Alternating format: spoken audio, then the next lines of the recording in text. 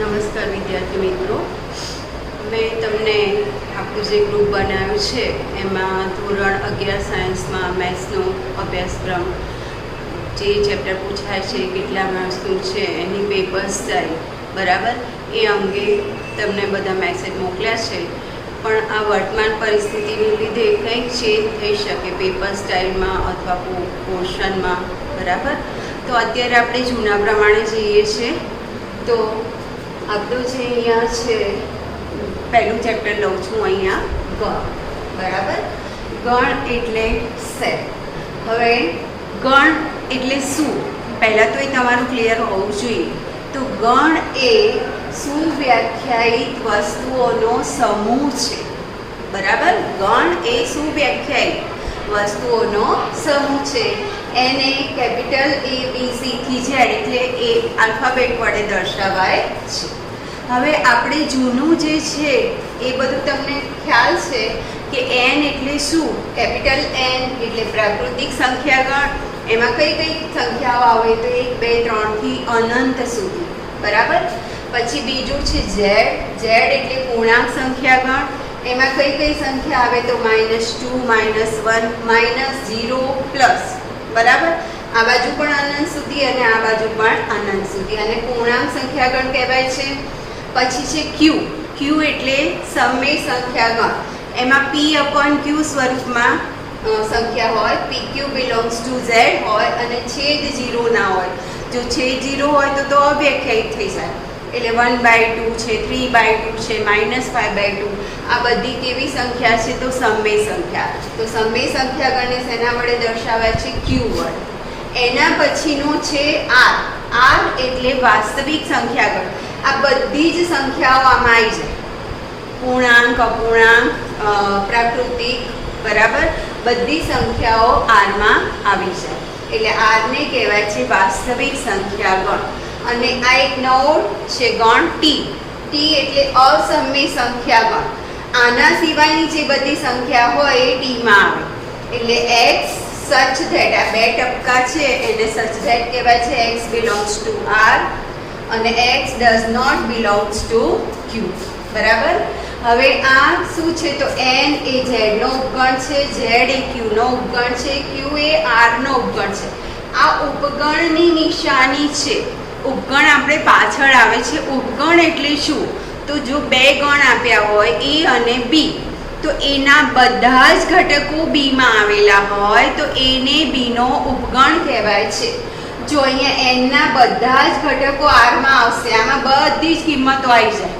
અને n ના બધા ઘટકો z માં પણ આવે. જો અહીંયા 1 2 3 થી શરૂ કરી એટલે n એ z નો ઉપગણ છે, z એ q નો ઉપગણ છે અને q એ r નો ઉપગણ છે. સૌથી મોટો ગણ કયો? તો r, વાસ્તવિક સંખ્યા ગણ.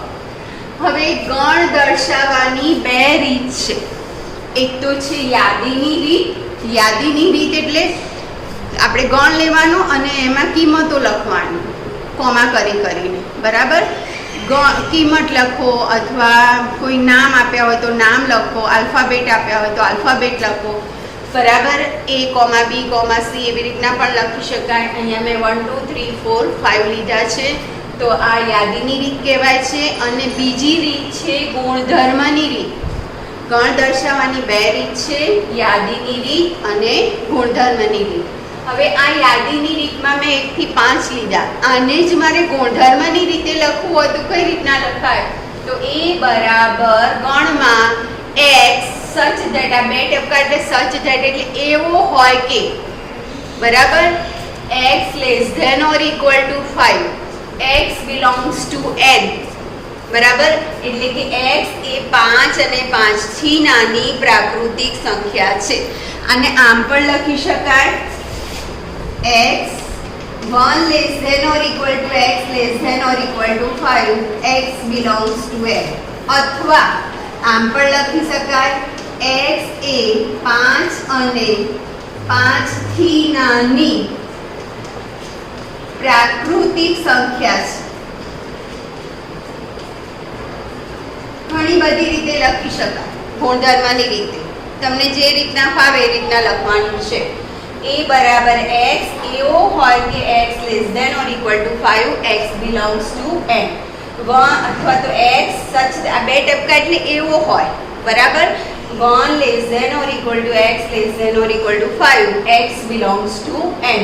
અથવા x એવો હોય કે x એ 5 અને 5 થી નાની પ્રાકૃતિક સંખ્યા છે. આ થઈ ગણ દર્શાવવાની બે રીત, બરાબર. હવે આ જે અંદરના જે ઘટકો છે એને ગણના સભ્યો કહેવાય છે, બરાબર. આ 1 2 3 4 5 એને ગણના શું કહેવાય છે? સભ્યો. હવે મારે અહીંયા તમને પહેલી જે એક્સરસાઇઝ છે એમાં ખાલી જગ્યા આપેલી હશે, તો અહીંયા 1 બિલોંગ્સ ટુ a લખાય. 1 એ શેમાં છે? એમાં છે, ખાલી જગ્યામાં, બરાબર. બિલોંગ્સ ટુ નો મતલબ શું કે 1 એ એમાં આવેલો છે. હવે અહીંયા 6 નથી તો મારે આમ લખવું હોય તો અહીં ખાલી જગ્યા છે ને a, તો અહીં શું લખાય? ડઝ નોટ બિલોંગ્સ ટુ, બરાબર. 6 does not belongs to a, 1 belongs to a અને 6 does not belongs to a. કે 6 એ એમાં નથી, 1 એ એમાં છે. અને અંદરના જે ઘટકો છે એને ગણના સભ્યો કહેવાય છે, બરાબર છે. અને કોઈ ઘટક આપ્યો હોય તો બિલોંગ્સ ટુ લખાય અંદર હોય તો. આ બિલોંગ્સ ટુ એટલે એમાં છે અને આ ડઝ નોટ બિલોંગ્સ ટુ એટલે એમાં નથી, બરાબર. હવે અહીંયા આપણને કીધું છે કે ગણ એ બરાબર સુવ્યાખ્યાયિત વસ્તુઓનો સમૂહ છે. હવે સુવ્યાખ્યાયિત વસ્તુ એટલે ધારો કે તમને એમ કીધું હોય કે કવિ કાલિદાસે રચેલ કવિતાનો સમૂહ, તો એ લિમિટેડ હોય કે 100 હોય કે 500 હોય કે, બરાબર. તો એને આપણે ગણમાં લઈ શકીએ શોધીને, તો એ સુવ્યાખ્યાયિત કહેવાય. પણ તમને એમ કે દેશમાં આવેલ, બરાબર, હિંસક પશુઓનો સમૂહ, એમાં તો ધારો કે અથવા પહેલા 5 પશુઓનો સમૂહ હિંસક, તો હવે મારી દ્રષ્ટિએ હિંસક વાઘ હોય તો બીજા કોઈની દ્રષ્ટિએ હિંસક સિંહ હોય, કોઈની દ્રષ્ટિએ વરુ હોય. એટલે વ્યક્તિએ જે અનુમાન છે એ બદલાય છે, તો એ સુવ્યાખ્યાયિત વસ્તુઓનો સમૂહ નથી. પછી એમ કે તમારી પસંદગીના 5 નેતાઓનો સમૂહ, તો મારી પસંદગીના અલગ હોય, તમારી પસંદગીના અલગ હોય, એટલે ફિક્સ આપણે અંદર લઈ શકીએ નહીં, તો એ સુવ્યાખ્યાયિત વસ્તુઓનો સમૂહ નથી, બરાબર છે. તો આ ગણ તમારું ક્લિયર થઈ ગયું. ગણ એ સુવ્યાખ્યાયિત વસ્તુઓનો સમૂહ છે. ગણ દર્શાવવાની બે રીત છે, યાદીની રીત અને ગુણધર્મની રીત. યાદીની રીત એટલે અંદર તમે ઘટકો લખો કોમા કરીને, એને યાદીની રીત કહેવાય છે. અને ગુણધર્મની રીત એટલે એક્સ સચ ધેટ કરીને તમે જે પણ લખો એને ગુણધર્મની રીત કહેવાય છે. અંદરના જે ઘટકો છે એને ગણના ઘટકો કહેવાય છે અથવા સભ્યો કહેવાય છે, બરાબર છે. અને આ તમારે જૂનું છે કે n એટલે પ્રાકૃતિક સંખ્યા ગણ, એમાં ક્યાંથી સંખ્યા આવે તો 1 2 3 4 એમ અનંત સુધી. z એટલે પૂર્ણાંક સંખ્યા ગણ, એમાં -2 -1 0 1 2 એ રીતના. પછી q એટલે સમય સંખ્યા ગણ, એમાં p/q સ્વરૂપની આવે. અને r એટલે વાસ્તવિક સંખ્યા ગણ, t એટલે અસમય સંખ્યા ગણ. હવે n એ z નો ઉપગણ છે, z એ q નો ઉપગણ છે અને q એ r નો ઉપગણ છે. એટલે આના ઘટકો આમાં આવેલા છે, આના ઘટકો આમાં આવેલા છે ને આના બધાના ઘટકો આમાં આવેલા છે. ઉપગણ માટે આપણે ફરીથી આગળ ટોપિક આવે છે એટલે ઉપગણની ચર્ચા પછી કરીશું, બરાબર છે. હવે આપણે એક્સરસાઇઝ લઈએ છીએ. પહેલી એક્સરસાઇઝ છે 1.1, બરાબર. તમે જ્યારે આ વિડીયો જુઓ ત્યારે તમે ટ્રેક્સ લઈને બેસજો તો તમને ઇઝી પડશે, કારણ કે એટલું બધું અહીંયા લખીને બહુ ઇઝી જ છે કે જે બોર્ડ ઉપર હશે એ ગણવા જેવું હું તમને બતાવતી જાઉં છું. હવે પહેલો જે ક્વેશ્ચન છે 1.1નો, એમાંથી એમ કીધું છે કે નીચેનામાંથી કયા સમૂહ ગણ દર્શાવે છે, બરાબર છે. નીચેનામાંથી કયો સમૂહ ગણ દર્શાવે છે?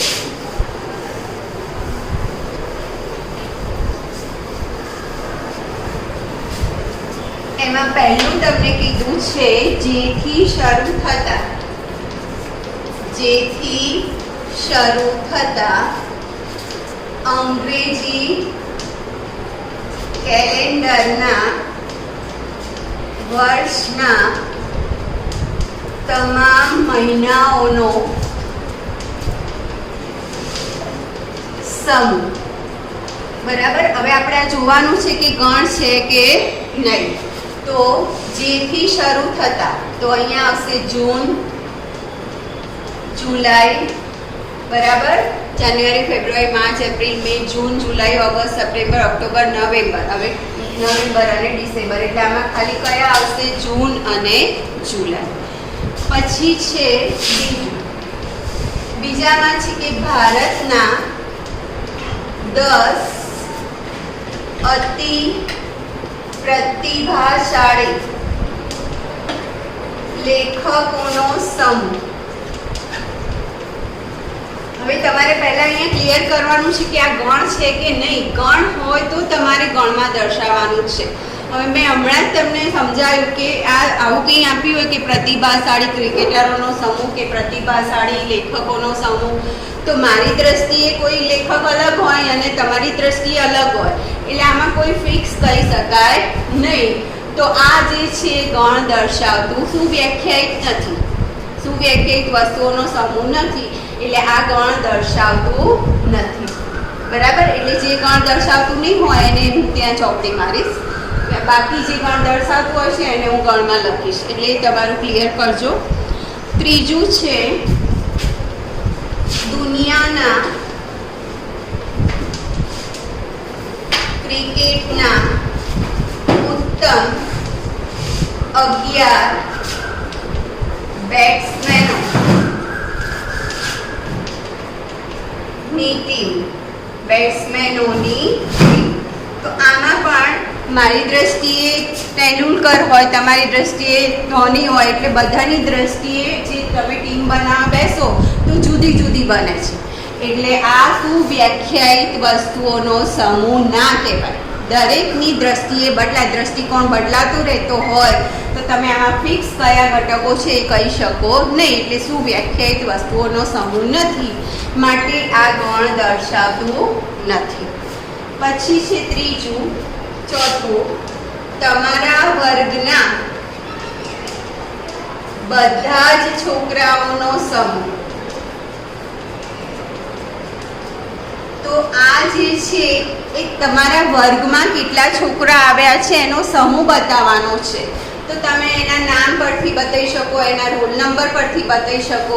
એટલે આમાં તમે લઈ શકો કે બરાબર, ધારો કે 1 રોલ નંબર છે, પછી 3 રોલ નંબરનો છે છોકરા છે, 5 છે, 10 છે, બરાબર. અથવા એના નામ પરથી લઈ શકો તમે, મનુ, કનુ, ગમે તે નામ, બરાબર. એટલે અહીંયા તમે છેલ્લું નામ પણ, અહીંયા તમારો છેલ્લો આપણું ધારો કે તમારે 50નો ક્લાસ છે અને છેલ્લો પણ છોકરો છે અને એ છેલ્લો રમેશ છે, તો આમાં તમે ફિક્સ કહી શકો છો કે આટલા છોકરાઓ છે અને એને તમે ગણમાં દર્શાવી શકો. એટલે આ સુવ્યાખ્યાયિત વસ્તુઓ છે, એટલે આ જે છે એ ગણ દર્શાવે છે. બરાબર. એટલે તમારું કોન્સેપ્ટ ક્લિયર કરો કે ગણ કોણ દર્શાવે. તો ગણ એટલે સુવ્યાખ્યાયિત વસ્તુઓનો સમૂહ છે જેમાં આપણે ફિક્સ ઘટકો લઈ શકીએ તો એ ગણ દર્શાવે છે, અને વ્યક્તિએ અનુમાન બદલાઈ જાય તો એ ગણ દર્શાવતું નથી. એના પછી તમને આપ્યું છે કે 100 થી નાની બધી જ પ્રાકૃતિક સંખ્યાઓ. બરાબર. 100 થી નાની પ્રાકૃતિક સંખ્યાઓ. તો તમને ખ્યાલ છે કે 100 થી નાની પ્રાકૃતિક સંખ્યાઓ કઈ કઈ? તો હમણાં જ તમને મેં કહ્યું કે પ્રાકૃતિક સંખ્યા ગણ એટલે n. તો 100 થી નાની પ્રાકૃતિક સંખ્યા એટલે 1, 2 થી શરૂ કરી અને છેલ્લી કઈ આવશે? તો 99. તો આ ગણ છે. બરાબર. એના પછી આપ્યું છે કે લેખક મુનશી પ્રેમચંદે લખેલ બધી જ નવલકથાનો સમૂહ. તો આ પણ ગણ છે કે લેખક મુનશીએ જે નવલકથા લખી હશે એ બહુ તો 100 હશે, 500 હશે, 1000 હશે, તો એને તમે ગણમાં લખી શકો. તો આ ગણ દર્શાવે છે. આપણે એમાં કઈ નવલકથા છે શોધવા બેસવાનું નથી, ખાલી તમારે ગણ દર્શાવે છે કે નહીં એ જ કરવાનું છે. અને જેમાં તમને ખ્યાલ આવે કે ગણ કઈ લિમિટેડ સભ્યો હોય તો એ તમારે ગણ બતાવી દેવાનો છે. બરાબર. એના પછી આવે છે કે બધા જ યુગ્મ પૂર્ણાંકોનો સમૂહ. બરાબર. બધા જ યુગ્મ પૂર્ણાંકોનો સમ, બધા જ યુગ્મ પૂર્ણાંકો શબ્દ વાપર્યો છે, એમાં માઇનસ પણ આવે અને પ્લસ પણ આવે, યુગ્મ કીધું છે તો આ બાજુથી જોવા જઈએ તો ડેશ ડેશ ડેશ કરો, -4 -2 0 2 4 આ બધી યુગ્મ સંખ્યાઓ છે, યુગ્મ પૂર્ણાંક છે, એટલે બધા જ યુગ્મ પૂર્ણાંકોનો સમૂહ તો એ પણ ગણ દર્શાવે છે. પછી છે કે આ પ્રકરણના બધા જ પ્રશ્નોનો સમૂહ, તો આ પ્રકરણમાં કેટલા પ્રશ્નો છે, 100 છે કે 50 છે, તો એ તમે ડિનોટ કરી શકો કે દર્શાવી શકો છો, એટલે એ પણ ગણ દર્શાવે છે. એના પછી છે કે દુનિયાના ખૂબ જ ભયાનક પ્રાણીઓનો સમૂહ, તો એમાં મેં તમને કીધું કે મારી દ્રષ્ટિએ અલગ હોય ભયાનક, તમારી દ્રષ્ટિએ અલગ, એટલે વ્યક્તિએ દ્રષ્ટિકોણ બદલાય છે, માટે એ ગણ દર્શાવતું નથી. હવે એના પછી મેં તમને પેલું બિલોંગ્સ ટુ વાળું કે જે ગણના ઘટકો હોય તો બિલોંગ્સ ટુ લખવાનું, ના હોય તો ડઝ નોટ બિલોંગ્સ ટુ લખવાનું, એ ખાલી જગ્યા છે, બરાબર. સેકન્ડ સમમાં એ એમસીક્યુમાં પૂછી શકે.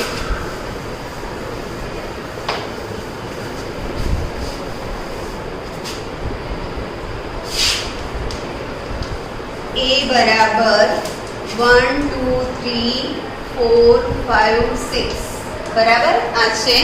હવે તમને પહેલું અહીંયા 5 -a, બીજું આપ્યું છે 8 -a, ત્રીજું છે 0 -a, ચોથું 4 -a અને 2 -a, 10 -a. હવે ડેશમાં તમારે બિલોંગ્સ ટુ કે ડઝ નોટ બિલોંગ્સ ટુ લેવાનું છે. હવે 5 છે તો 5 એ એમાં છે એટલે બિલોંગ્સ ટુ આવે. અહીંયા 8 છે તો 8 એ એમાં નથી તો આવશે ડઝ નોટ બિલોંગ્સ ટુ. 0 પણ એમાં નથી તો ડઝ નોટ બિલોંગ્સ ટુ. 4 એ એમાં છે તો બિલોંગ્સ ટુ. 2 પણ એમાં છે બિલોંગ્સ ટુ અને 10 એ એમાં નથી તો ડઝ નોટ બિલોંગ્સ ટુ.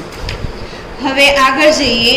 ત્રીજો સમ છે એમાં તમને કીધું છે કે નીચેના ગણોને યાદીની રીતે લખો.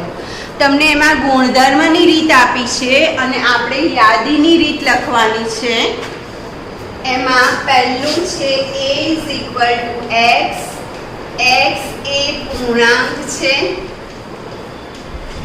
અને -3 x 7 બરાબર.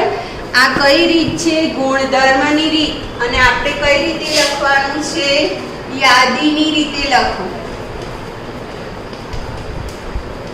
હવે અહીંયા પૂર્ણાંક સંખ્યા છે -3 થી 7 ની વચ્ચે આવેલી પૂર્ણાંક સંખ્યા. તો કઈ આવશે? તો તમને ના ફાવે તો સંખ્યા રેખા દોરી દો. અહીંયા આવશે -3 -2 -1 0 1 2 એમ 3 4 5 6 અને 7 બરાબર. હવે આની વચ્ચેની આપણે લેવાની છે તો કઈ આવશે? -2 -1 0 1 2 3 4 5 અને 6 બરાબર છે. હવે આગળ કહ્યું છે તમને કે 6 કરતા નાની પ્રાકૃતિક સંખ્યા બરાબર. હું ડાયરેક્ટ આન્સર જ લખું છું. ટેક્સ્ટ તમારે ખોલીને જોજો જ્યારે વિડીયો જુઓ ત્યારે. x એ 6 કરતા નાની પ્રાકૃતિક સંખ્યા. તો 6 કરતા નાની પ્રાકૃતિક સંખ્યા એટલે 1 2 3 4 અને 5. ત્રીજામાં તમને કીધું છે કે x એ જેના અંકોનો સરવાળો 8 હોય બરાબર. અંકોનો સરવાળો 8 હોય તેવી બે આંકડાની સંખ્યા, એટલે આપણે બે આંકડાની સંખ્યાથી શરૂ કરવાનું છે અને એ બે જે અંકો છે એનો સરવાળો 8 થવો જોઈએ. તો 11 10 થી શરૂ થાય બે આંકડાની સંખ્યા. એમાં 11ની લાઈનમાં જુઓ તો જે અંકોનો સરવાળો 8 થતો હોય એવા કઈ આવશે? તો 17 7 ને 8. હવે 2ની લાઈનમાં જાઓ તો 26, 3ની લાઈનમાં જાઓ તો 35. 4ની લાઈનમાં 44. પછી 5ની લાઈનમાં 53. 4 ને 4 8, 5 ને 3 8. 6ની લાઈનમાં 62. 7ની લાઈનમાં 71. હવે 8ની લાઈનમાં નહીં આવે પણ 80 આવશે છેલ્લી. 8 + 0 એટલે બરાબર. એટલે આની પછી આગળ આવશે ને 81, તો 8 ને 1 9 થઈ જશે. એટલે જેનો બે અંકોનો સરવાળો 8 થાય તેવી આપણે બે આંકડાની સંખ્યા લેવાની છે. એના પછીનો છે e બરાબર x એ 60 નો ધન અવયવ હોય. 60 ના અવયવ બરાબર. તો 60 ના અવયવો 1 2 3 4 5 6 બરાબર છે. પછી થશે 10 15 30 અને 60. આ 60 ના અવયવ છે. હવે આપણને એમ કીધું છે કે 60 નો ધન અવયવ હોય તેવી અવિભાજ્ય સંખ્યા. હવે આમાંથી અવિભાજ્ય સંખ્યા કઈ કઈ છે? તો 2 3 અને 5 બરાબર. 2 3 અને 5 અવિભાજ્ય સંખ્યા એટલે જેને એ સંખ્યા અને 1 વડે જ ભાગી શકાય તો એને અવિભાજ્ય સંખ્યા કહેવાય છે. 1 એ વિભાજ્ય નથી, અવિભાજ્ય નથી. 1 એ વિશિષ્ટ સંખ્યા છે એટલે 1 ને છોડી દેવાની છે. અવિભાજ્ય સંખ્યા કઈ કઈ? તો 2 3 5 7 11 13 આ બધી અવિભાજ્ય સંખ્યા કહેવાય. હવે આપણે આમાંથી અવિભાજ્ય સંખ્યા શોધવાની છે. 60 ના અવયવ હોય એવી. તો કઈ કઈ આવશે? 2 3 અને 5 બરાબર. એના પછી તમને કીધું છે કે ટ્રિગ્નોમેટ્રી શબ્દના મૂળાક્ષરોનો ગણ. હવે આમાં તમારે ધ્યાન રાખવાનું છે કે જો એ શબ્દ હોય એમાં એકનો એક એ બે વખત આવે તો આપણે ગણ દર્શાવીએ એમાં એક જ વખત લખવાનું છે. ઈ બરાબર ટ્રિગ્નોમેટ્રી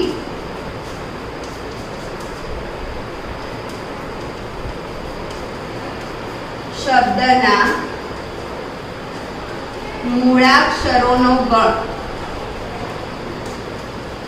તો આમાંથી લેતા જાઓ. ઈમાં કયા કયા ઘટક આવશે? તો T R I G N O પછી એમ ઈ. હવે ટી ફરીથી આવ્યું તો અહીંયા એકવાર આવી ગયું હોય તો આપણે લખવાનું નથી. આર પણ ફરીથી રિપીટ થતો હોય તો એ ફરીથી લખવાનું નહીં. એટલે આર પણ ફરી નહીં આવે. વાય તો આટલા ઘટકો આવશે. T R I G comma કરી લખવાનું. N O M E. T અને આર એકવાર આવી ગયા છે તો ફરી લખવાના નથી. અને વાય બરાબર. એ જ રીતના પછી છે એના પછી પેટર્ન. તો તમારે એમાં ટી બે વખત આવે છે, ઈ બે વખત આવે છે. તો ખાલી તમારે એમાં શું આવશે? એફમાં બી ઈ ટી અને આ. ઈ બે વખત આવે છે તો આપણે બે વખત નથી લખવાનું. ટી બે વખત આવે છે તો ટી પણ બે વખત નથી લખવાનું. બી ઈ ટી આ બરાબર. તો આ જે રીત હતી એ આપણે યાદીની રીતે લખ્યું. ગુણધર્મની રીત આપેલી હતી એમાંથી યાદીની રીતમાં લખવાનું હતું. હવે તમને યાદીની રીત આપી છે એના પછીનામાં ચોથા સમમાં અને આપણે લખવાનું છે ગુણધર્મની રીત બરાબર.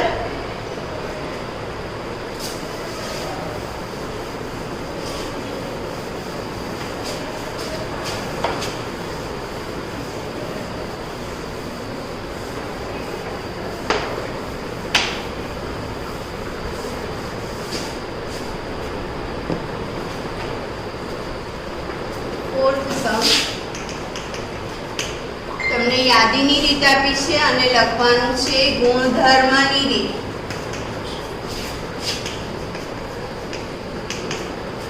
પહેલું આપ્યું છે ગણને નામ આપી દો એબીસી જે તમારે આપવું હોય 3 6 9 અને 12.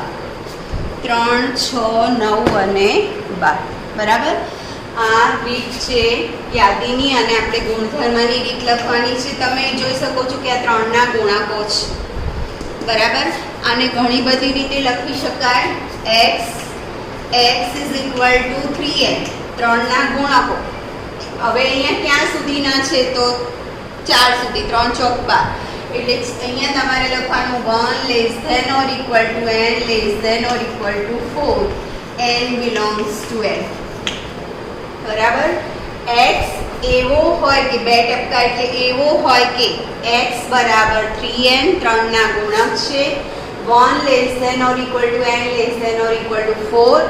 n ની કિંમત ક્યાં સુધી તો 1 થી 4 સુધી, n બિલોંગ્સ ટુ n. હવે આને તમે ડાયરેક્ટ સિમ્પલી પણ લખી શકો છો, સીધું જ અહીંયા આ x બરાબર ના લખવું હોય તો અહીંયા સીધું x is equal to 3n. બરાબર. અને અહીં શું લખવાનું તો 1 less than or equal to n less than or equal to 4, n belongs to n. ઘણી બધી રીતે લખી શકાય. ચલો એના પછીનો છે એને b કહી દઈએ છીએ આપણે. એમાં છે 2, 4, 8, 16 અને 32. 2, 4, 8, 16 અને 32. હવે તમે જુઓ અહીંયા 2 ના ગુણકો નથી. 2 દુ 4, 2 તરી 6, તો અહીં 6 નથી. બરાબર. પણ આ 2 ની ઘાત છે, 2 ની 1 ઘાત, આ 2 ની 2 ઘાત, આ 2 ની 3 ઘાત, 2 ની 4 ઘાત અને 2 ની 5 ઘાત એટલે 32. તો આને કઈ રીતના લખાય?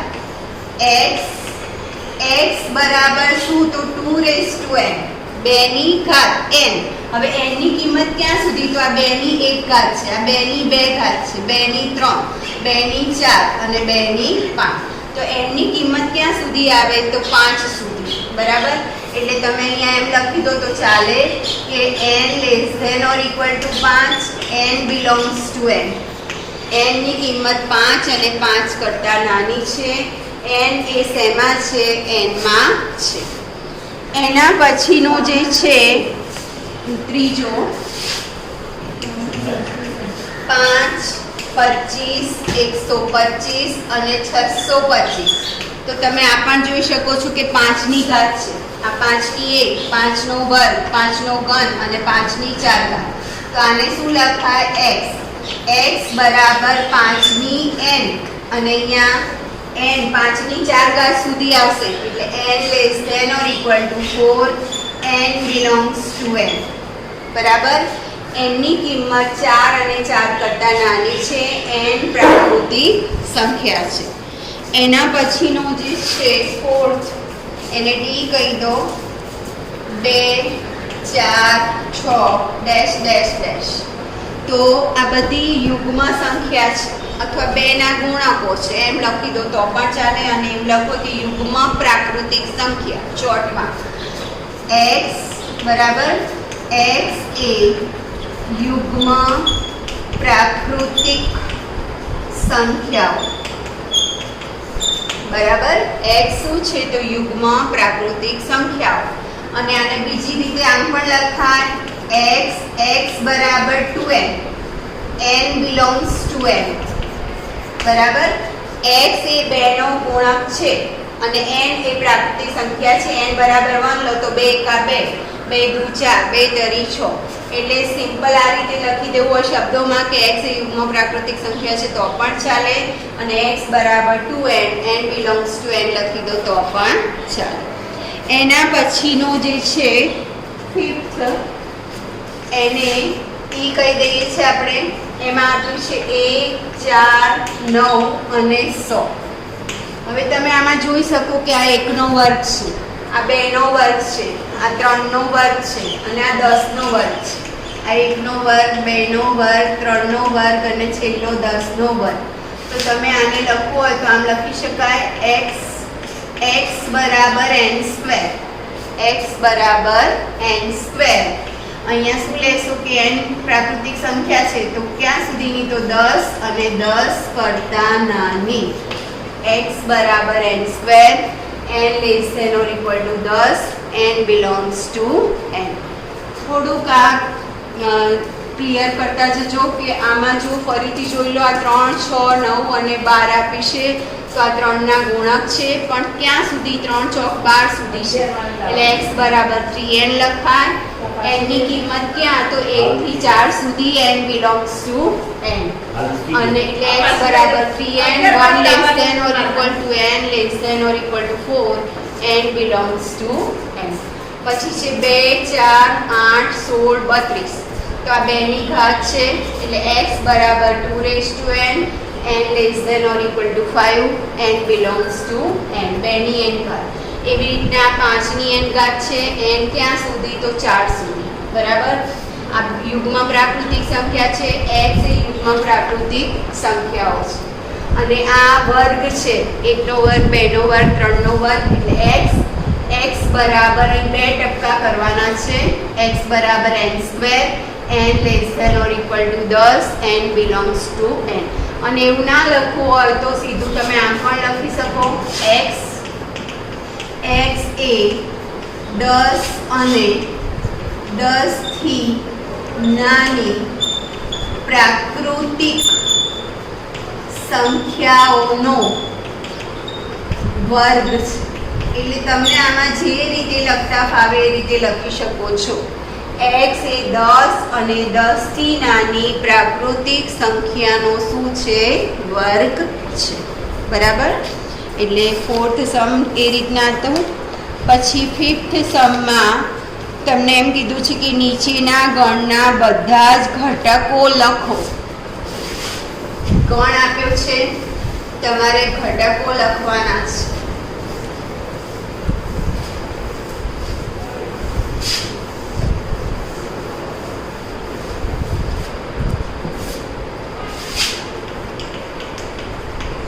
a બરાબર x, x એ અયુગ્મ પ્રાકૃતિક સંખ્યા છે. તો આપણે અયુગ્મ પ્રાકૃતિક સંખ્યાઓ કઈ કઈ આવે આમાં દર્શાવવાનું છે. તો 1, 3, 5 ડેશ ડેશ ડેશ અનંત સુધી અયુગ્મ સંખ્યા લખવાની છે. પ્રાકૃતિક સંખ્યા એટલે -0 નહીં આવે, 1 થી શરૂ થાય, 1, 3, 5. આ રીતના યુગ્મ કીધું હોય તો 2, 4, 6 થી શરૂ કરી અને ડેશ ડેશ ડેશ અનંત સુધી. પછી બીજામાં કીધું છે x, x એ પૂર્ણાંક છે, -1/2 less than x less than 9/2.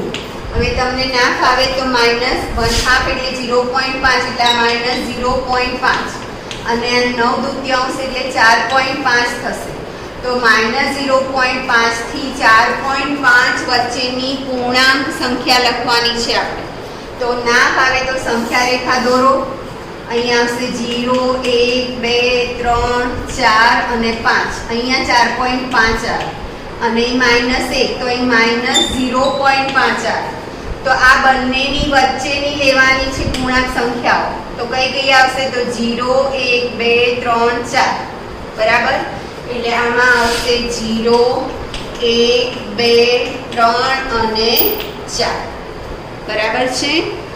એના પછી છે ત્રીજામાં c બરાબર x, x એ પૂર્ણાંક છે, x² less than or equal to 4. x પૂર્ણાંક છે કે જેનો વર્ગ 4 અને 4 કરતા નાનો હોય. પૂર્ણાંક એટલે માઇનસ પણ આવશે. તો 4 કોનો વર્ગ થાય? તો 2 નો વર્ગ અને -2 નો વર્ગ. એટલે કઈ સંખ્યા આવશે? તો -2 આવશે અને +2 આવશે. પછી 4 થી નાનો વર્ગ એટલે 1, બરાબર. તો એ -1 નો વર્ગ પણ 1 થાય અને +1 નો વર્ગ પણ 1 થાય, અને 0 નો વર્ગ એટલે 0. તો એ 4 થી નાની. તો કયા કયા ઘટકો આવશે?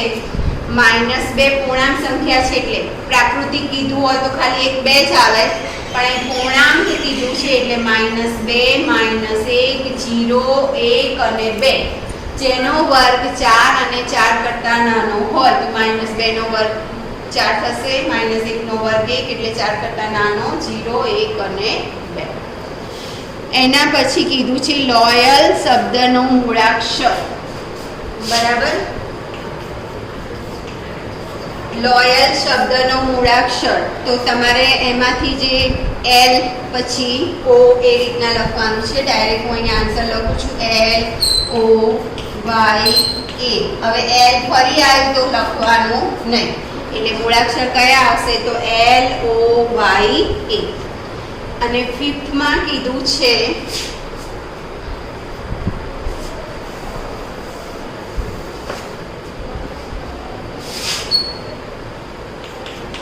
બરાબર x એ વર્ષનો 31 દિવસનો ન હોય તેવો મહિનો. બરાબર છે, તો 31 દિવસનો ન હોય તેવો મહિનો એટલે પહેલો આવશે ફેબ્રુઆરી. બરાબર, પછી એપ્રિલ, જૂન, ઓગસ્ટ, ઓક્ટોબર અને ડિસેમ્બર. ના ફાવે તો અહીંયાથી કરતું જવાનું. ફેબ્રુઆરી, એપ્રિલ, જૂન, ઓગસ્ટ તો 31 તો થશે એટલે ઓગસ્ટ નહીં સપ્ટેમ્બર આવશે, નવેમ્બર. બરાબર, આટલા મહિના આવશે. ફેબ્રુઆરી, એપ્રિલ, જૂન, સપ્ટેમ્બર, નવેમ્બર, આટલા એટલે 31 ના હોય એવા દિવસો એટલે ફેબ્રુઆરી, એપ્રિલ, જૂન, સપ્ટેમ્બર અને નવેમ્બર. પછી કીધું છે કે એક્સ એ અંગ્રેજી મૂળાક્ષરની ક્રમાનુસાર યાદીમાં કે પહેલા આવતો વ્યંજન છે. હવે તમને કે પહેલા ABCD તો આવડતી હશે અને સ્વર 5 છે AEIOU.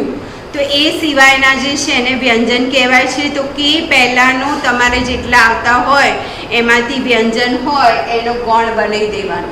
બરાબર છે.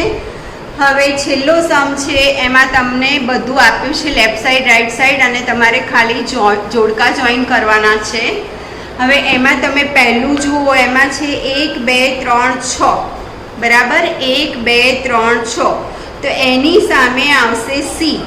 x એ પ્રાકૃતિક સંખ્યા છે અને 6 નો અવયવ છે. તો 6 ના અવયવ કયા થશે તો 1 2 3 અને 6. એટલે પહેલાની સામે તમારે આવશે C. પછી બીજું છે 2 અને 3. બરાબર છે, 2 અને 3 એટલે 6 ના જ અવયવ છે પણ અવિભાજ્ય સંખ્યા છે. તો તમે એમાં જુઓ, x એ અવિભાજ્ય સંખ્યા છે અને 6 નો અવયવ છે એટલે બીજાની સામે જશે A. પછી છે MATHEICS, તો મેથેમેટિક્સ શબ્દનો મૂળાક્ષર એટલે ત્રીજાની સામે જશે D. અને ચોથું છે 1 3 5 7 9. તો 10 કરતાં નાની અયુગ્મ પ્રાકૃતિક સંખ્યા એટલે ચોથાની સામે જશે B. બરાબર, તો આ રીતે આપણે એક્સરસાઇઝ 1.1 પૂરી કરી છે. તમારે એનું રિવિઝન કરવાનું છે અને એની આગળના ઉદાહરણ કરવાના છે. હવે આગળનો આપણો જે ટોપિક છે એ છે ખાલી ગણ, શાંત ગણ અને સમાન ગણ. ખાલી ગણ છે એને રિક્ત ગણ પણ કહેવાય છે અથવા એમ્પ્ટી સેટ કહેવાય છે. ખાલી ગણ એટલે જેમાં એક પણ સભ્ય ન આવેલા હોય એને ખાલી ગણ કહેવાય છે. ખાલી ગણનું બીજું નામ છે રિક્ત ગણ અથવા એને એમ્પ્ટી સેટ કહેવાય છે. જે ગણમાં એક પણ ઘટક ના હોય એને ખાલી ગણ કહેવાય છે અને એનો સંકેત ફાઇલ અથવા ગણ લખવાનું પણ અંદર કંઈ આવે નહીં તો આ ખાલી ગણનો સંકેત છે. ખાલી ગણને ફાઈ વડે દર્શાવે છે અથવા ખાલી ગણ લખવાનું અંદર કંઈ ઘટક ના હોય એ ખાલી ગણની નિશાની છે. બરાબર છે.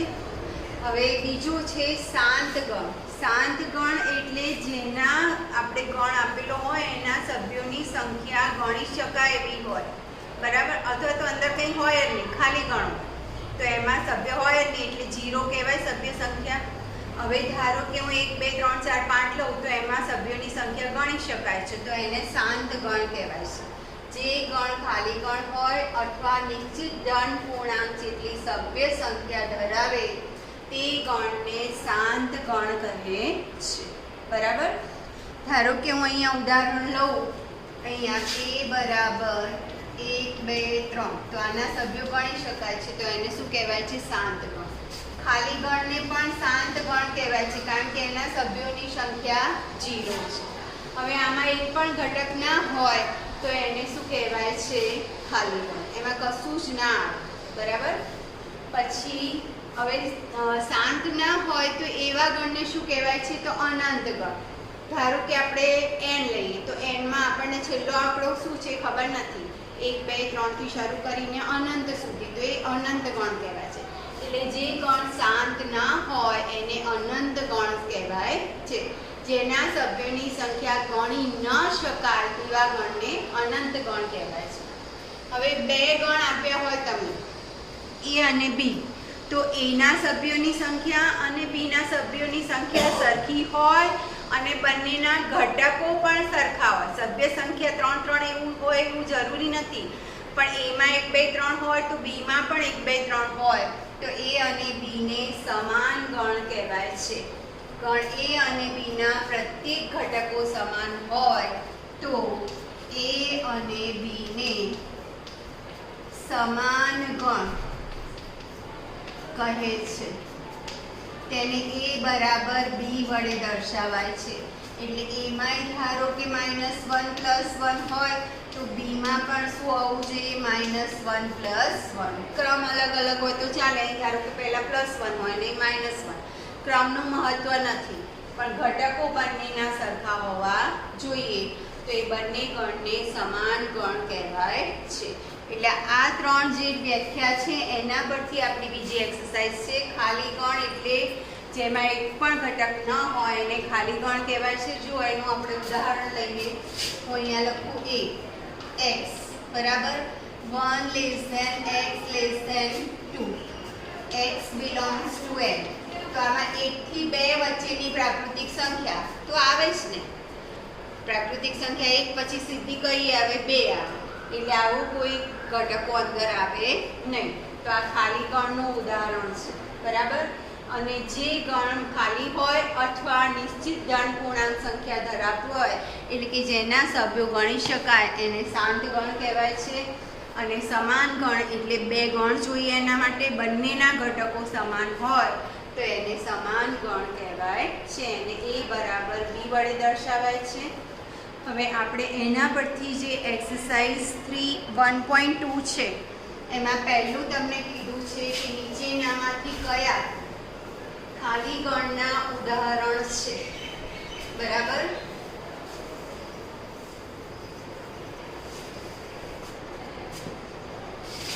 એક્સરસાઇઝ 1.2 પહેલામાં એમ કીધું છે કે નીચેનામાંથી કયા ખાલી ગણના ઉદાહરણ છે. પહેલું કીધું છે 2 વડે વિભાજ્ય અયુગ્મ પ્રાકૃતિક સંખ્યાઓનો ગણ. હવે આમાં તમે વિચારો કે 2 વડે વિભાજ્ય સંખ્યાઓ બરાબર અને અયુગ્મ 2 વડે વિભાજ્ય સંખ્યાઓ કઈ કઈ આવે? તો 2 4 6 8 ડેશ ડેશ ડેશ. આ બધી 2 વડે વિભાજ્ય છે એટલે કે આને 2 વડે ભાગી શકાય છે. હવે આપણને અહીંયા અયુગ્મ સંખ્યા કીધી છે તો આમાંથી એક પણ સંખ્યા અયુગ્મ હશે નહીં. એટલે આમાં એક પણ ઘટક આવે નહીં. તો આને ધારો કે અહીંયા આપણે આ ગણ a છે તો આમાં કશું આવે નહીં એટલે a બરાબર થઈ જશે 5 અથવા ગણની નિશાની કરવાની અંદર કંઈ લખવાનું નહીં. એટલે આ ખાલી ગણ છે. પહેલું છે એ ખાલી ગણ છે. બરાબર. એમાં એક પણ ઘટક આવતો નથી માટે ખાલી ગણ છે. પછી બીજો છે એને b કહી દો. યુગ્મ પ્રાકૃતિક યુગ્મ અવિભાજ્ય પ્રાકૃતિક સંખ્યા ગણ. યુગ્મ અવિભાજ્ય પ્રાકૃતિક સંખ્યા ગણ. બરાબર. હવે અવિભાજ્ય સંખ્યાઓ કઈ કઈ આવે? તો 2 3 5 7 11 13 આ બધી અવિભાજ્ય સંખ્યા છે. તો આમાંથી આપણને કીધી છે યુગ્મ. યુગ્મ તો યુગ્મ કઈ આવશે? 2. એટલે આમાં એક જ ઘટક આવશે b બરાબર 2. તો આમાં ઘટક આવે છે એટલે આ ખાલી ગણ નથી, ખાલી ગણ નથી. બરાબર, પહેલો ખાલી ગણ છે, બીજો ખાલી ગણ નથી, કારણ કે આમાં ઘટકો મળતા નથી એટલે ખાલી ગણ છે ને આમાં ઘટક મળે છે તો ખાલી ગણ નથી. ત્રીજામાં કીધું છે x એ પ્રાકૃતિક સંખ્યા છે, x એ પ્રાકૃતિક સંખ્યા છે, x લેસ ધેન 5 અને x ગ્રેટર ધેન 7. હવે પ્રાકૃતિક સંખ્યા 5 થી નાની, તો 5 થી નાની કઈ આવશે? તો 1 2 3 4. બરાબર, અને આમાં શું કીધું છે? 7 થી મોટી, તો કઈ આવશે? 8 9 10 ડેશ ડેશ ડેશ. હવે અને શબ્દ વાપર્યો છે અહીંયા, એટલે આ બંનેમાં કોમન હોય એવું. તો આ બંનેમાં કશું કોમન નથી, આમાં 1 2 3 4 છે અને અહીંયા 8 9 10 છે. અનેનો મતલબ છેદના મિનિંગમાં થાય છે, એટલે બંનેમાં સરખું હોય. તો આમાં બંનેમાં કંઈ સરખું છે નહીં, તો આમાં એક પણ ઘટક આવે નહીં, એટલે આ ખાલી ગણ છે. તો ખાલી ગણ છે અને આપણે શેના વડે દર્શાવીશું? 5 વડે. બરાબર, એના પછી ચોથો dy એ બે ભિન્ન સમાંતર રેખાઓનું સામાન્ય બિંદુ છે. બે ભિન્ન સમાંતર રેખાઓ લો તો એ બંને છેદે જ નહીં, તો એમાં સામાન્ય બિંદુ ક્યાંથી આવે? આ બે ભિન્ન સમાંતર રેખાઓ છે. બરાબર છે, આ બંને છેદે તો બંનેનું કોમન બિંદુ આવે ને. અહીંયા શું કીધું છે કે બે ભિન્ન સમાંતર રેખાનું સામાન્ય બિંદુ. સામાન્ય બિંદુ એટલે બંને ઉપર હોય એવું બિંદુ. તો આ બંને રેખા તો એકબીજાને છેદતી જ નથી, તો બંને છેદે નહીં તો સામાન્ય બિંદુ મળે નહીં, એટલે અહીંયા પણ શું આવશે? ખાલી. બરાબર, એટલે પહેલા નંબરનો, ત્રીજો અને ચોથો આ ત્રણે ત્રણ ખાલી ગણ છે. બીજા નંબરનો ખાલી ગણ નથી, કારણ કે એમાં એક ઘટક આવે છે 2. બરાબર, હવે બીજો દાખલો છે, એમાં તમને કીધું છે નીચેનામાંથી કયા ગણ શાંત ગણ અને કયા ગણ અનંત ગણ છે. શાંત એટલે જેના સભ્યોની સંખ્યા ગણી શકાય એને શાંત કહેવાય છે, અને અનંત એટલે જેના સભ્યોની સંખ્યા ગણી ન શકાય એને અનંત ગણ કહેવાય છે. તો આપણને અહીંયા પૂછ્યું છે કે કયા શાંત છે અને કયા અનંત છે. તો જેની જે શાંત હશે એની સામે શાંત લખીશું અને અનંત હશે એની સામે અનંત. પહેલું કીધું છે કે વર્ષના મહિનાઓનો ગણ, અને એ વડે દર્શાવો.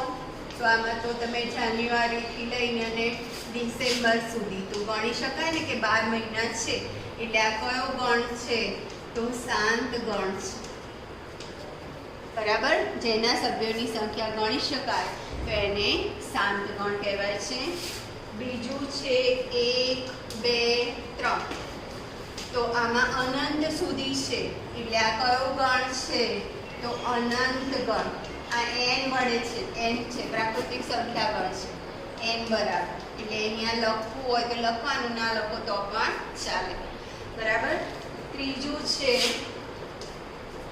1 2 3 99 અને 100. બરાબર, તો 1 થી 100 સુધીની સંખ્યા એટલે આપણે આને ગણી શકીએ છીએ. તો આ પણ કેવો જ ગણ છે? શાંત ગણ. એના પછીનો છે 100 કરતાં મોટા ધન પૂર્ણાંકોનો ગણ. એને એ કહી દો, 100 કરતાં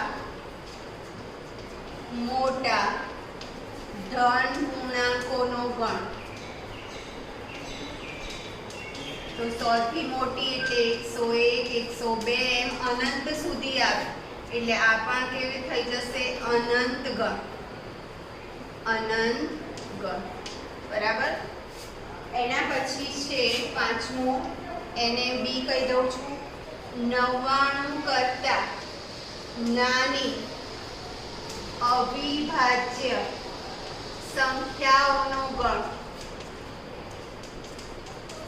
99 કરતાં નાની અવિભાજ્ય સંખ્યા, બરાબર છે.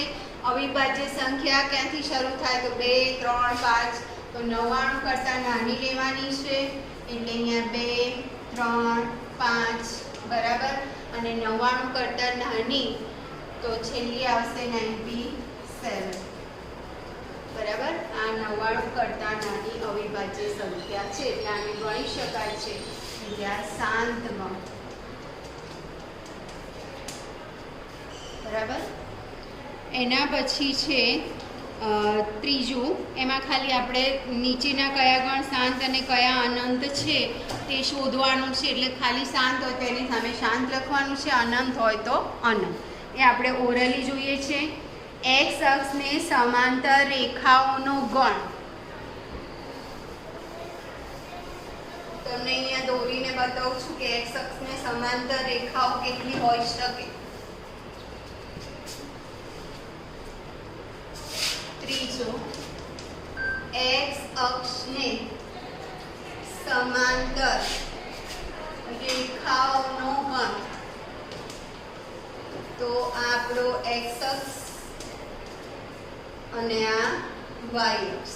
તો એક્સ અક્ષને સમાંતર રેખાઓ તમે દોરવા જાઓ તો કેટલી બધી બને, આમ અનંત સુધી જાય, ઉપર નીચે, બરાબર, ઘણી બધી જઈ શકે. એટલે આ જે ગણ છે એ અનંત ગણ છે, બરાબર. એના પછી છે અંગ્રેજી મૂળાક્ષરોનો ગણ. અંગ્રેજી મૂળાક્ષરોનો ગણ. તો એ તો તમારે લિમિટેડ છે કે A થી Z સુધી, બરાબર. A, B એમ ક્યાં સુધી? Z. 26 જે મૂળાક્ષરો છે એટલે આને ગણી શકાય છે. તો આને આપણે શું કહીશું? શાંત ગણ.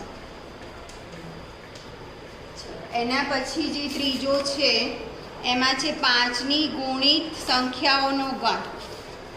5ની ગુણિત સંખ્યાઓનો ગણ. હવે 5ની ગુણિત છે એટલે માઇનસ પણ આવી શકે, પ્લસ પણ આવી શકે, બરાબર. -5, 0, 5, 10, 15 આમ અનંત સુધી આવે. એટલે આ પણ કેવો ગણ થઈ જશે? તો અનંત ગણ. અનંત ગણ. એના પછી છે પૃથ્વી પર વસતા પ્રાણીઓનો ગણ. પૃથ્વી પર વસતા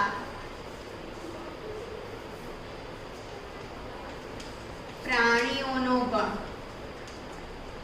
તો આમાં તમે દર વર્ષે ગણતરી થતી હોય છે પ્રાણીઓની, તો એમાં ગણી શકાય છે, બરાબર. એટલે પૃથ્વી પર વસતા પ્રાણીઓને ગણી શકો છો. તો એ ગણ છે એ શાંત ગણ છે. એના પછીનો જે છે ઉગમ બિંદુમાંથી પસાર થતા વર્તુળનો ગણ.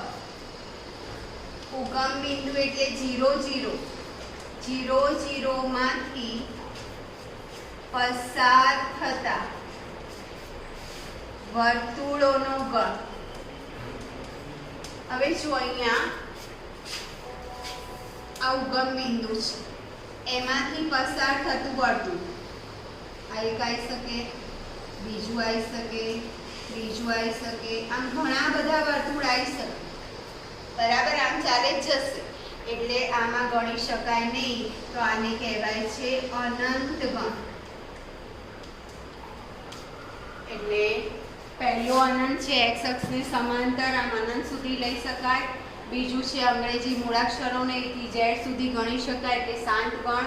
5ની ગુણિત સંખ્યાઓ પણ ત્યાં સુધી ને એવું કીધું નથી, એટલે એ પણ અનંત ગણ થશે. પૃથ્વી પર વસતા પ્રાણીઓનો ગણ, તો એ ગણી શકાય છે, એટલે શાંત ગણ. અને પણ આકાશમાં તારાઓનો ગણ કીધું હોય તો એ અનંત ગણ થઈ જશે. અને પાંચમું કીધું છે કે ઉગમ બિંદુમાંથી પસાર થતા વર્તુળોનો ગણ. તો મેં તમને દોરીને બતાવ્યું કે આમાં ઘણા બધા વર્તુળો દોરી શકાય ઉગમ બિંદુમાંથી પસાર થતા, એટલે એ પણ કેવો ગણ થઈ જશે? અનંત ગણ. હવે ચોથું ઇઝી છે. ચોથામાં તમને ગણ આપેલા છે A અને B.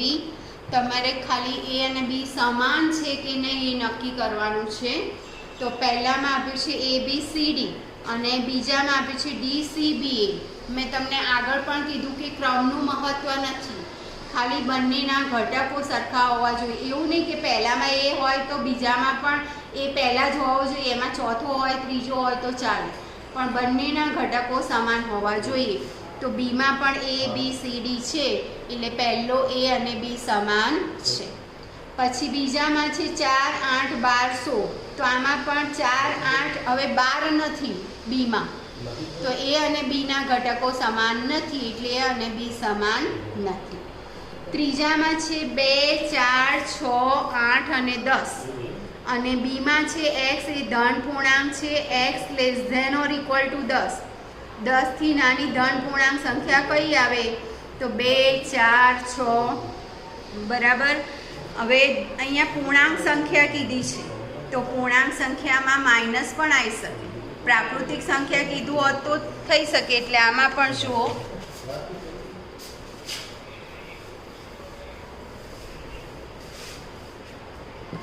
ચોથો એનો ત્રીજો, એમાં આપ્યું છે 2, 4, 6, 8 અને 10 અને બીમાં છે x એ યુગ્મ પૂર્ણાંક છે અને x < 10. હવે પૂર્ણાંક સંખ્યાઓ માઇનસ પણ આવી શકે, પ્લસ પણ આવી શકે.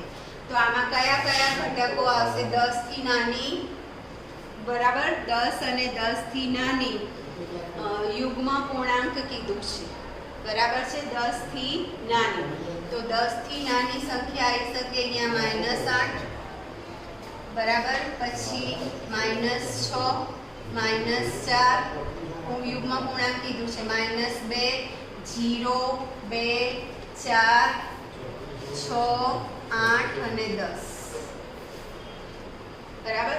અહીં પ્રાકૃતિક શબ્દ વાપર્યો હોત તો આપણે 2, 4, 6, 8, 10 આવે, પણ અહીંયા પૂર્ણાંક શબ્દ વાપર્યો છે એટલે 10 થી નાની પૂર્ણાંક સંખ્યાઓ યુગ્મ, તો -8, -6, -4. તો આના ઘટકો સમાન નથી કારણ કે -8 આમાં નથી, -6 આમાં નથી, એટલે આમાં A અને B સમાન નથી બરાબર.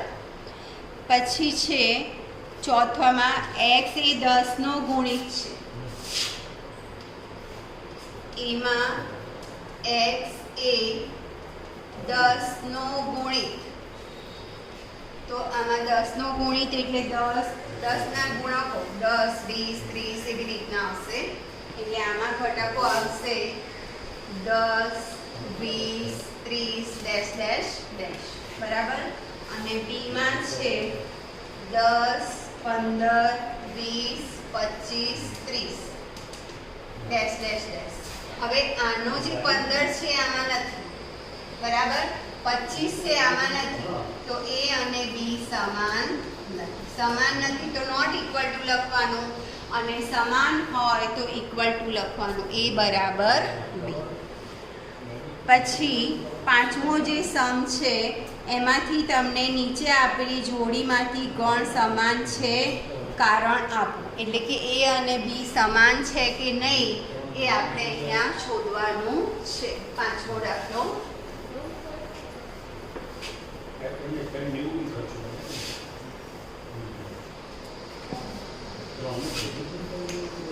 પાંચમો સમ એનો પહેલો, એમાં આપ્યું છે 2, 3, બીમાં છે x એ x² + 5x + 6 = 0 નો ઉકેલ છે. હવે અહીંયા તમારે આનો ઉકેલ શોધવાનો છે. આમાં તો ઘટકો આપી દીધા છે 2 અને 3. ચલો અહીં છે x² + 5x + 6 = 0. આના અવયવ 3 દુ 6 થાય એટલે x² + 3x + 2x + 6.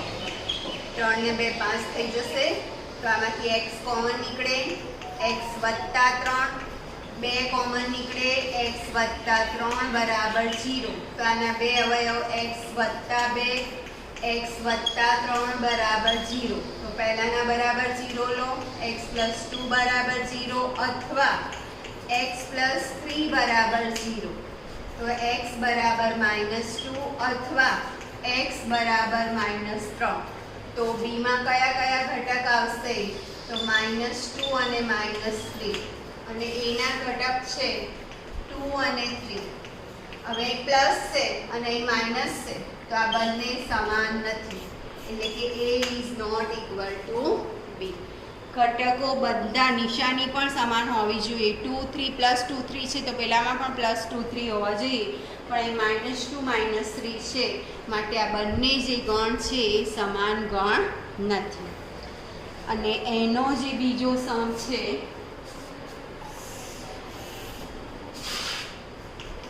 એમાં કીધું છે ફોલો શબ્દનો મૂળાક્ષર, તો એમાં કયા કયા ઘટક આવશે?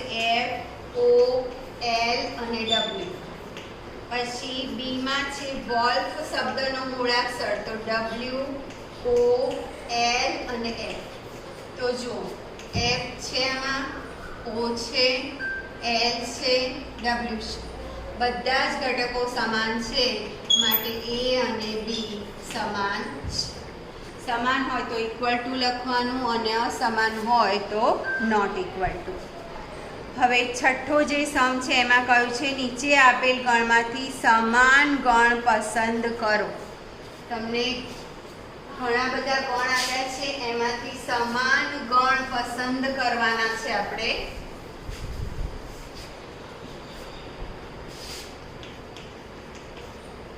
a બરાબર 2 4 8 12, b બરાબર 1 2 3 4, c બરાબર 4 8 12 14,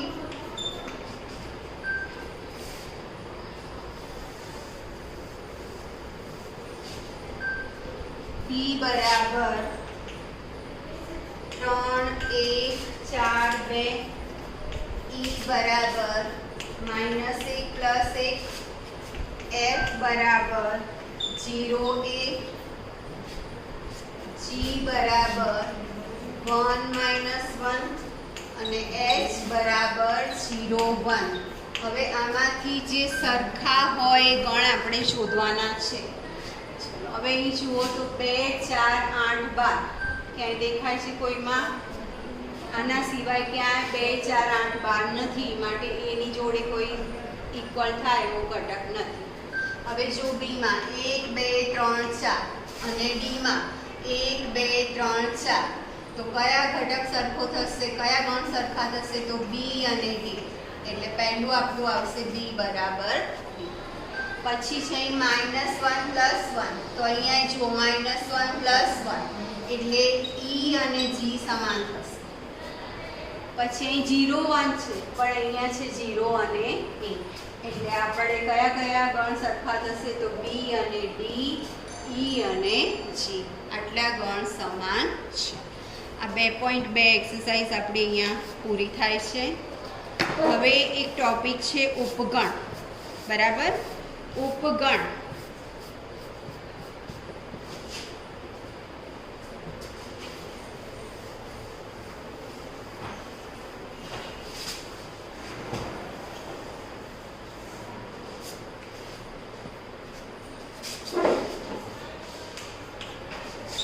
ઉપગણ. તમને જો બે ગણ આપ્યા હોય તો એનો પ્રત્યેક ઘટક બીમાં આવેલો હોય તો એને બીનો ઉપગણ કહેવાય છે. બરાબર, અરિક્ત એટલે ખાલી ન હોય તેવા બે ગણો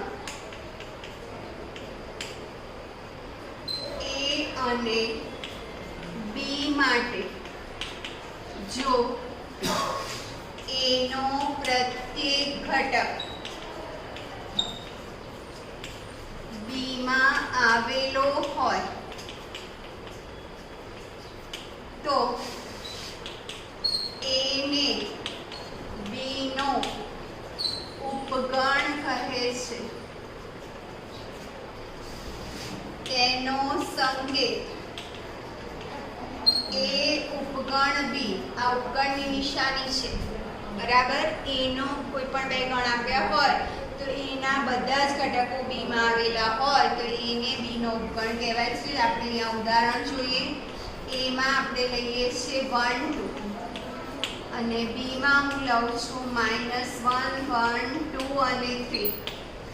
તમે જોઈ શકો છો કે 1 પણ છે અને 2 પણ છે, એટલે એના પ્રત્યેક ઘટકો બીમાં આવેલા છે, માટે એને બીનો ઉપગણ કહેવાય છે.